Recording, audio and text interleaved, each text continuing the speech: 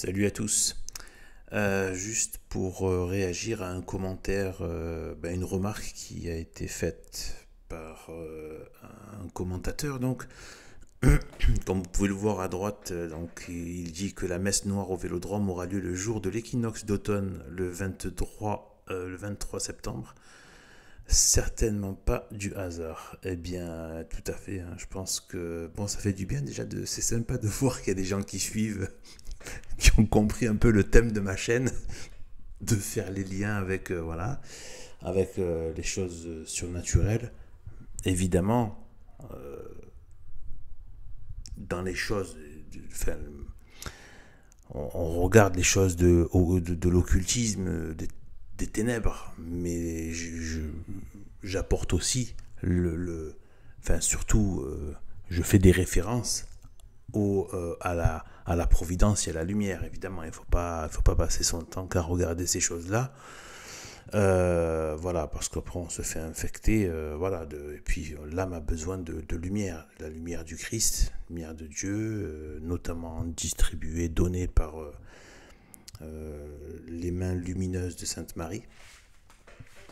Eh bien, eh bien, voilà, donc en fait, voilà, mais quand même, voilà, il faut aujourd'hui, c'est important, ce travail-là est important parce que euh, en fait, pendant des siècles et des siècles, les Européens, bon, qui concentraient le plus de chrétiens, mais dans le monde entier, même dans le catholicisme, ça nous paraît aujourd'hui, à cause de cette science maudite que je combats, à ma mesure de fourmi, hein, bon, voilà, mais que je combats quand même, eh bien, est passé par là, plus les philosophies maudites des Lumières et de Nietzsche, voilà, de Rousseau, de Voltaire, voilà, toute la crasse littéraire, naturaliste, etc.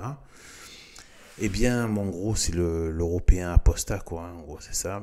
Et en fait, et pire qu'apostat, antichrist. Ça, je vais faire une petite vidéo là-dessus, en plus, mais par rapport à. J'en ai déjà parlé, mais je dois encore apporter quelques précisions. Eh bien, en fait, le monde était. Les catholiques avaient la notion de surnaturel. Voilà, avaient la notion de surnaturel.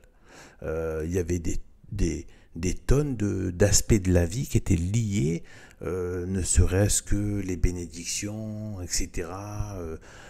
Purifier ceci, purifier un endroit, les mauvais esprits, etc. Donc les démons, etc. C'était très lié. Savoir que même les cloches sont des moyens antidémoniaques, hein, qui chassent les démons. Et il me semble qu'il y a certaines huiles, sans que je sais pas si on dit sanctifiées, mais voilà, qui ont été voilà, préparées, des huiles qui sont mises sur les cloches des églises, et il y a des noms aussi, je crois qu'il y a des noms de saints, ou d'anges, je crois, je sais plus, en tout cas il y a des noms, bon, qui relèvent voilà, de personnes, de la sainteté, eh bien sur les cloches. Donc et en plus le son des cloches donc chasse en plus avec ces préparatifs de l'église, eh bien chasse les démons. Donc c'est pour ça qu'il y avait ce climat merveilleux et beau, qui est qui a été qui est presque totalement détruit, en France. En fait, toute cette félicité, cette grâce que tout le monde de l'extérieur hallucine, même si les Français avaient, voilà, moi qui venais d'un milieu où il n'y avait pas cette influence-là, c'était flagrant quand je m'approchais des milieux français chrétiens. C'est flagrant, en fait. Maintenant, je comprends que c'était la présence du Christ, c'était la beauté du Christ qui transparaissait au travers des chrétiens.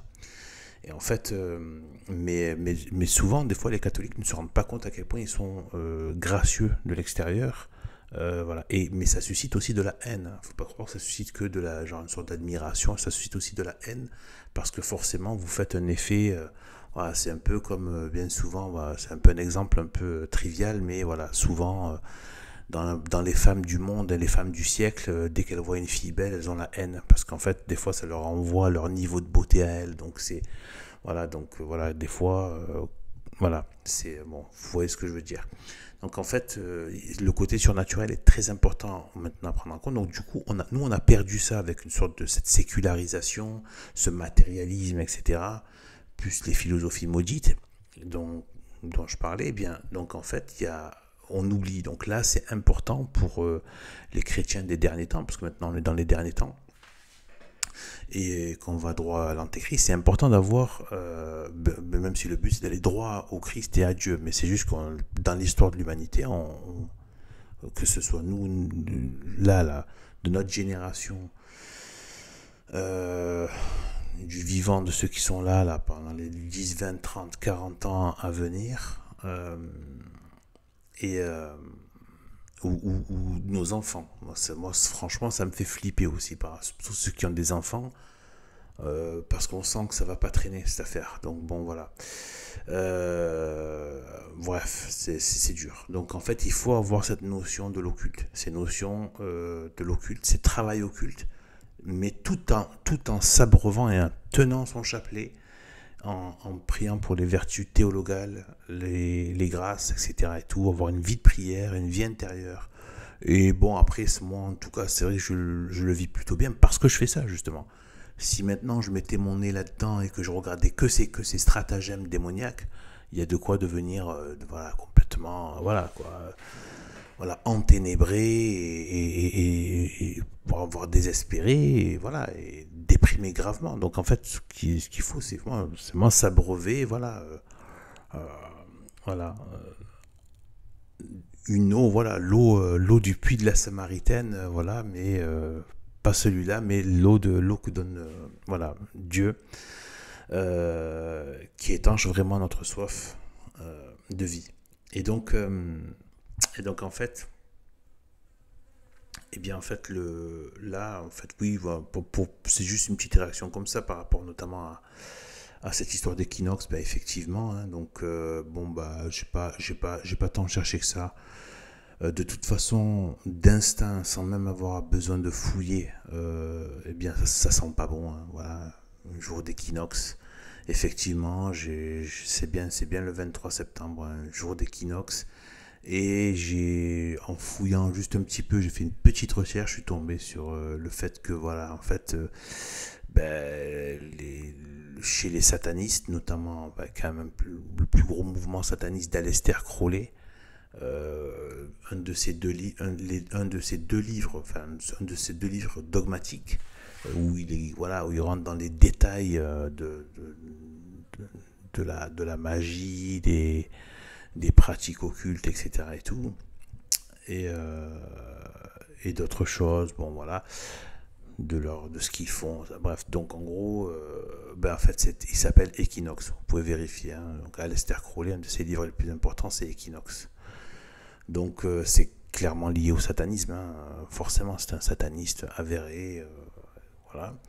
Et donc voilà, donc l'équinoxe, apparemment, voilà, même si ça ne doit pas forcément vouloir dire forcément que ça, mais en tout cas c'est une référence chez eux.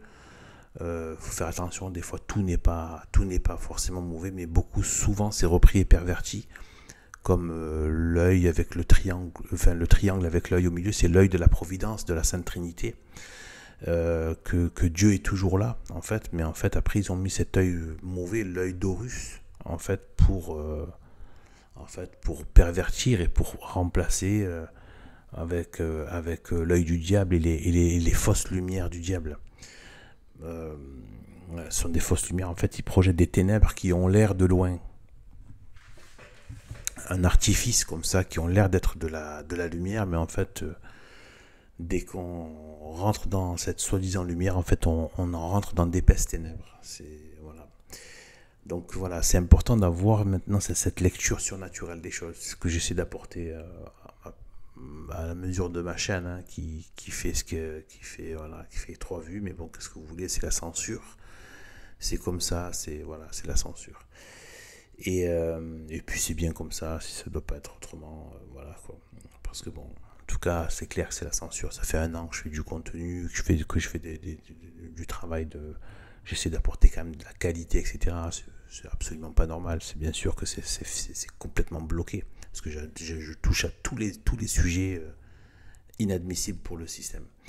Donc voilà, et pour les gens en général, hein. D'ailleurs les gens sont, c'est assez effrayant de voir, des fois on s'en rend compte, c'est terrible, hein, on le voit dans le... En fait, ils sont effrayants, en fait, quand tu te rends compte du niveau, comment dire, d'imprégnation du système dans les gens. C'est-à-dire qu'aujourd'hui, tu n'as plus besoin d'avoir le système étatique limite. Les gens sont devenus l'État, sont devenus le système, en fait. Les gens sont cette censure-là. Voilà, cette haine de la vérité. C'est un truc de dingue. Ils ont tellement été absorbés, se sont été imbibés du venin, du mensonge, des faux semblants, des perversions de l'esprit, du corps, etc., etc., que la moindre parcelle de vérité, limite, ça leur... De toute façon, la vérité a toujours été difficile. Elle est toujours, même moi, je suis passé par des mauvais moments, enfin, des moments où tu te rends compte de choses, voilà quoi. Mais des fois, quand on fait un chemin de vérité, on ne se rend pas compte qu'il y a des gens qui, voilà, voilà, et ils ont beau nier qu'ils ont une âme, leur âme se rend compte que c'est la vérité, mais le problème, c'est que justement, comme ils sont dans la négation, ça leur rappelle qu'ils ont une âme, en fait. Et c'est violent, en fait. Ouais. Je dirais peut-être c'est comme quelqu'un qui est endormi, qui ne se rend pas compte qu'il a un corps. Quand on dort, on ne se rend même pas compte qu'on a un corps. Et bien voilà, puis si on nous jette un seau d'eau froid, glacé d'un coup, on se rend compte qu'on a un corps. Voilà, donc voilà, ben écoutez, voilà, ben ouais, Equinox, ça sent pas bon. Et puis une référence pas très catholique, pour ne pas dire bien satanique, très satanique, avec Aleister Crowley, son livre, un de ses livres majeurs, Equinox. Voilà, bon, sur ce, que Dieu nous bénisse, salut.